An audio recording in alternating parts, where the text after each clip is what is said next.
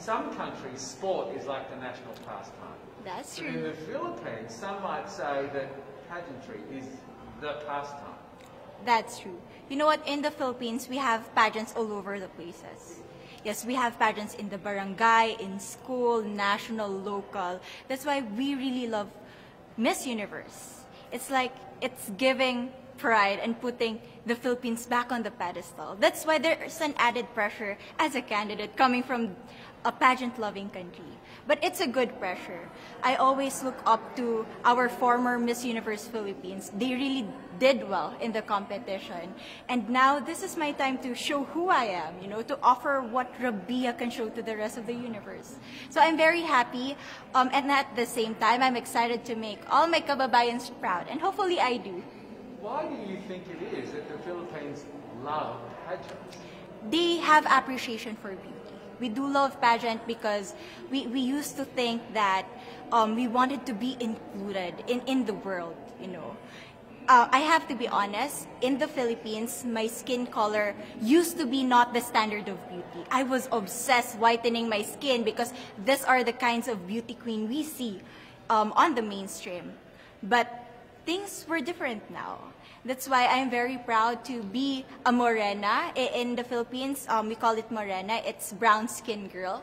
And to be able to represent, you know, my color, my identity as a true Filipina. Tell me about your journey to being crowned Miss Philippines.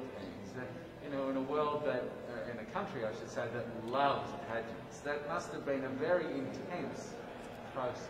Tell me about, you know, your journey to being Miss Philippines. Well, my journey was crazy. You know what?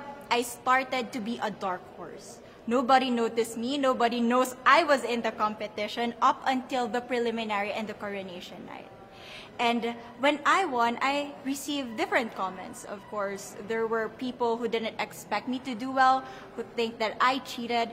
That's why I need to redeem myself in Miss Universe. I really need to do well in this competition. And the thing is, I love pressure. I love criticism. I get better every day with that.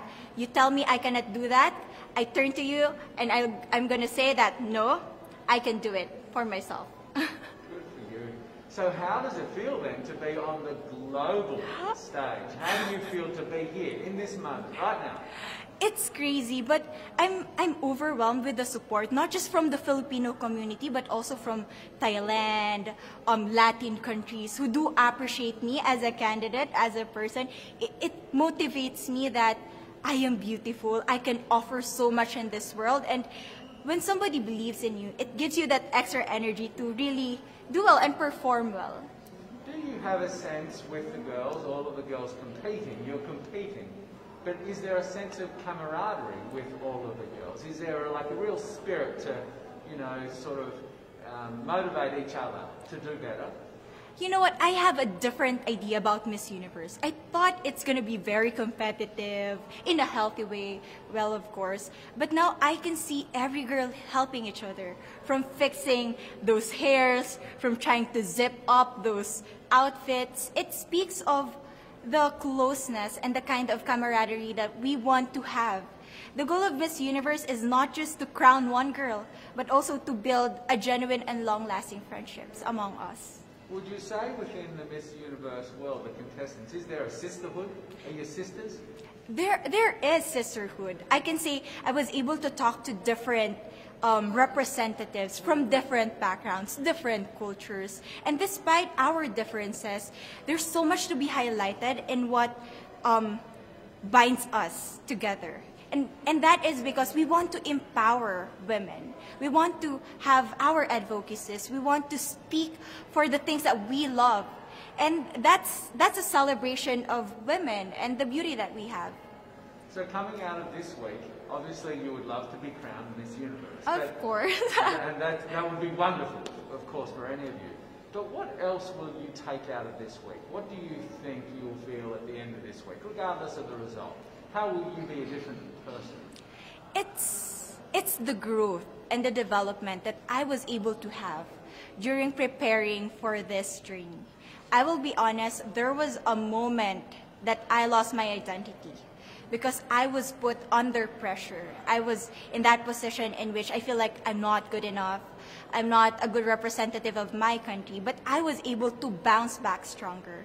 And if I was able to do that for Miss Universe, I will be able to do that in life. That is my greatest takeaway from Miss Universe. Okay, so the Philippines have a huge amount of fans. Yes. I want you to give us a little bit of a message to the fans here and at home. But send a message. What would you say to all the fans in the Philippines? To all my fans from the Philippines and from all over the world, maraming salamat po. Thank you so much for loving me and for believing in me. It means a lot to somebody who is so naive in this industry, who has no idea how to become a beauty queen on the first day of my journey. But because of your love and support, I was able to be the woman that I am today. And regardless of the result, I may or I may not win the crown, but one thing is for sure, I'm gonna make you all proud.